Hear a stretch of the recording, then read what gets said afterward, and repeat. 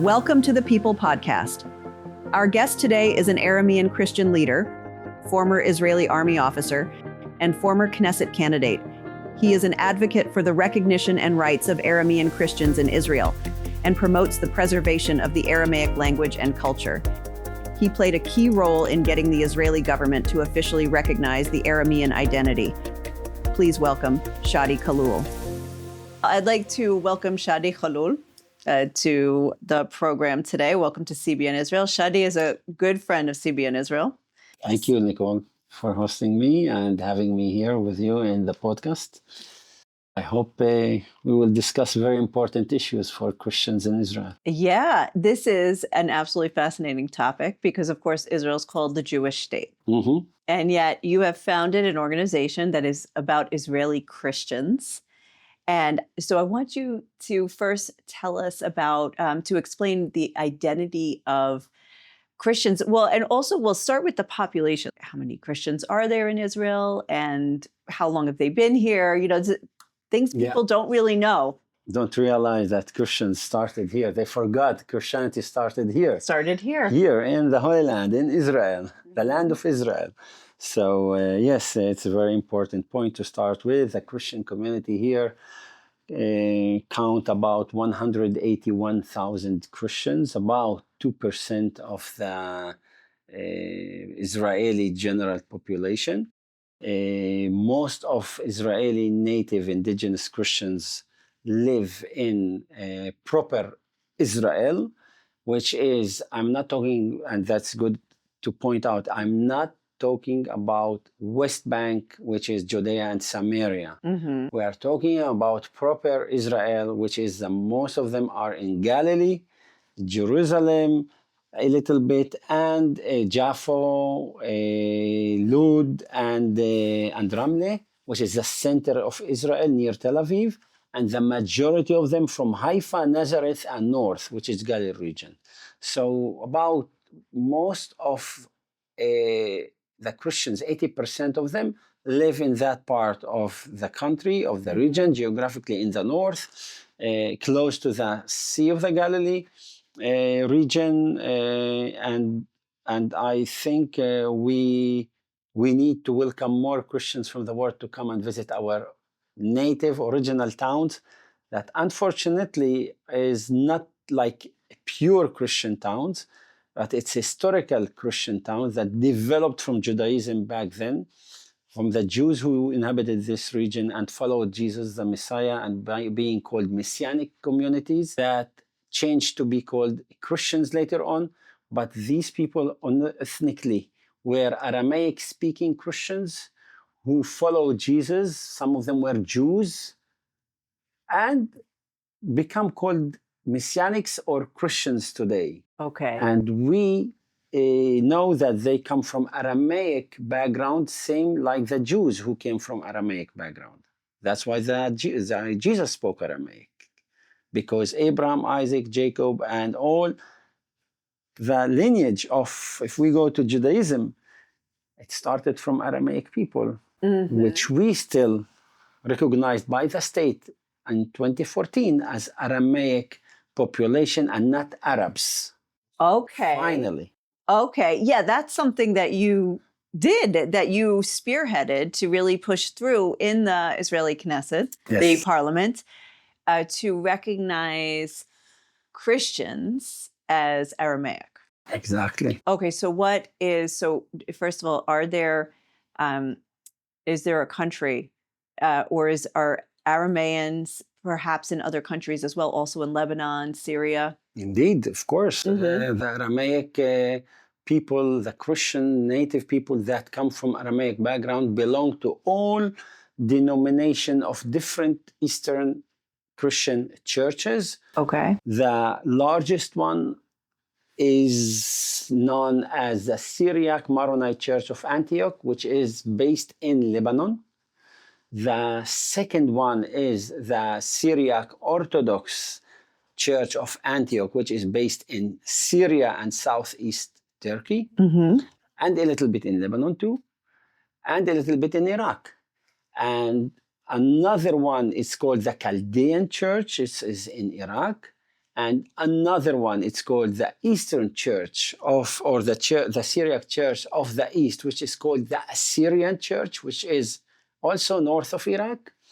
And we have what we call them, the Lost Brothers, which is the Syriac Melkite, which is the Greek Orthodox and Greek Catholic churches that also, in their ethnic background, were Aramaic-speaking Christians from our nation, but followed the Byzantine church. That's why later on we're called not Syriac Melkite, but a Greek Orthodox and Greek Catholic by following the liturgy of the Byzantine church. Oh, that's fascinating.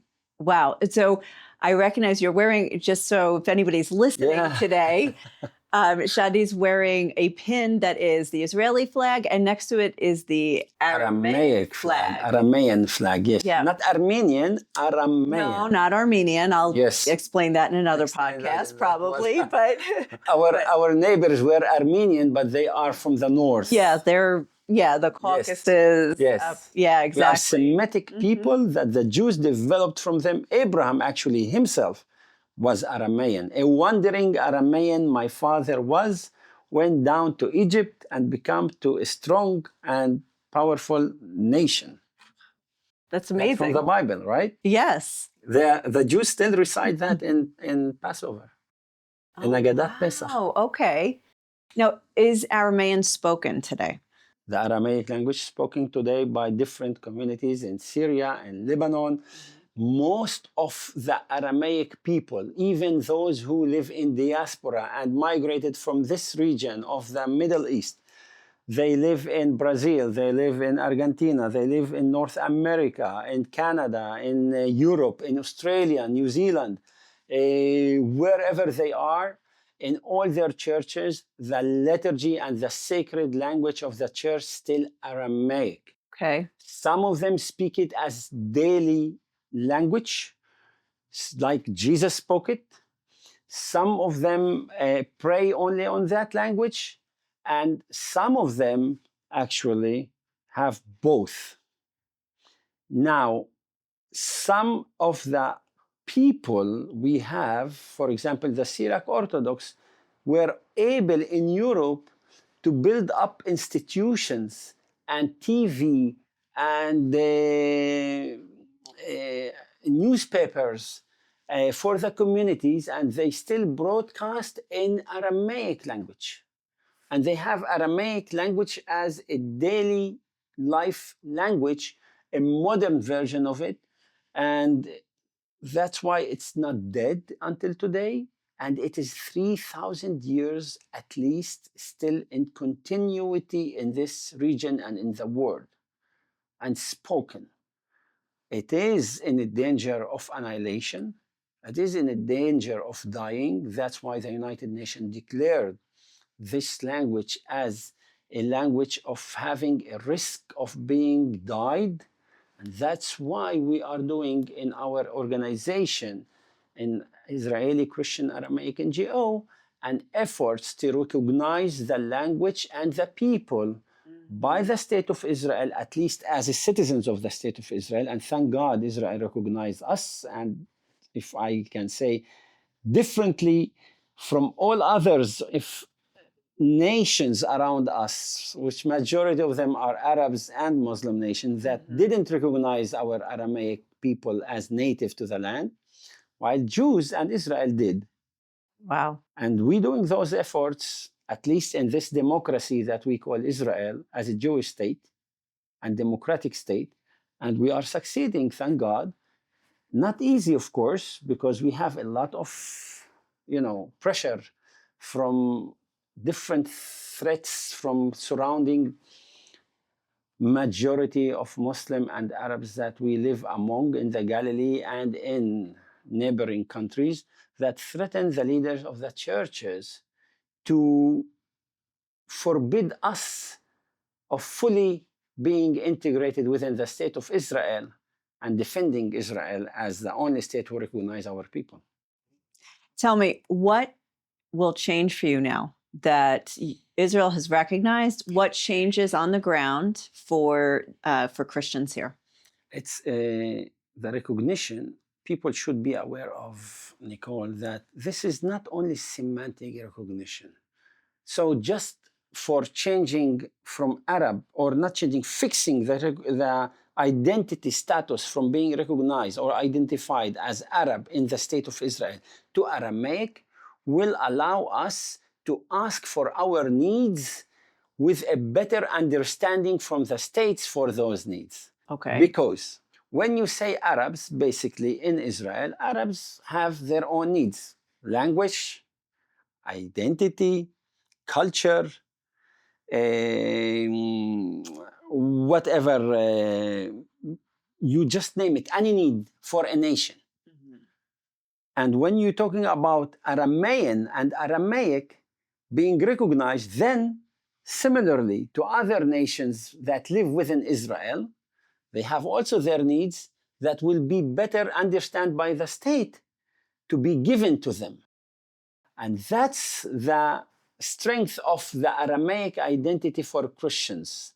So being recognized only as a Christian, as let's say in a religious basis, as a religious minority, and registered as an Arab national identity, then the majority of Arabs are Muslims, and definitely their needs are not our needs. Mm-hmm. So we are being lost on that Arabic identity. So Aramaic identity is saving Christian, native Christians in the land and allowing them a better future to get their needs and get better integration within the state of Israel based on their identity, ethnicity, and religion as well. Why is it important to keep Christians in Israel? Look, no doubt that Christians are a minority. We are the original people of the land, together with Jews, as developed from the Jews. It gives strength for the Jews as well, and for a legitimacy, better legitimacy for them as a people of the land, and for the state of Israel to show the tolerance, the democracy, the bridge of peace that we present here as Christians in the land between all parties. This is our role. It's a model of peace, because we here, by showing that we are able to integrate better within the state of Israel through this Aramaic identity, this will give other nations who are in Israel and opposing Israel, or don't feel they want to be integrated within Israel, that this is the way to go. This is the model that we need to adopt to better integrate and build the future for our children. Because every person looks for a better future, if we think about it. And I have no doubt that other Muslims, at least part of them, the moderate ones, will maybe copy this model of being well integrated, being loyal to the state, recognize the state of Israel as a Jewish democratic state. And by this, we will have the same thing model like Arameans, of being proud of their identity and at the same time being Israeli loyal citizens. So we are a very important piece of this, or mosaic, in this mosaic of Israeli mosaic, that Jews and Christians in the world should also strengthen in this land in order to be able to have our role and play our role in a good way. 100%. And I love that this is part of a beautiful mosaic. And of course, this country is made up of mosaics, and yes, and without, if there's a missing piece, it won't be as beautiful. It won't, and we will miss it. Actually, we will miss the mosaic. Will not be beautiful, and we will not even function properly. Yeah. We are here. We are from this land. We belong to the land. Don't forget that. Mm-hmm. People should be aware we belong to the land. And if we are not in the land, this land will be darkness. Christianity and developed from Judaism still preserve the values that Jesus spread through his disciples all over the world and brought light to these people and nations all around the world, and democracies developed from these values. And if we preserve those Christians who started and descendants of those people preserving those values, we can also still be a light for the nations together with the Jews in this land. This was enlightening, this conversation. Learned a lot. You managed to pack a lot of information in a few minutes. And yeah, that was fascinating. You are welcome to visit us, Nicole, in the north too. Oh, and your audience too. Yes. Coming to our Aramaic Center. Yes. So in Jish in Galilee. Yes, that's right. Any visitors to Israel, go up to Jish, also known as Gush Chalav. Yes. It's a great village and really good food too. Thank you. Not only Jish, to Aramaic Center in Jish, so we can host them and show them our obviously, Aramaic and presentation. If they're going to Jish, or the address, that's for sure. You are welcome. Anyway, we'll make sure to put that in the show notes, your address. So for sure. Thank you. Thank you so much for your time. Thank you for being with us today. You're welcome. Thank you. Thank you. We hope you enjoyed this conversation with Shadi Khalloul. Make sure to subscribe, like, and leave a comment. With your support, we'll be able to continue to provide more interesting and educational conversations in the future. See you next time.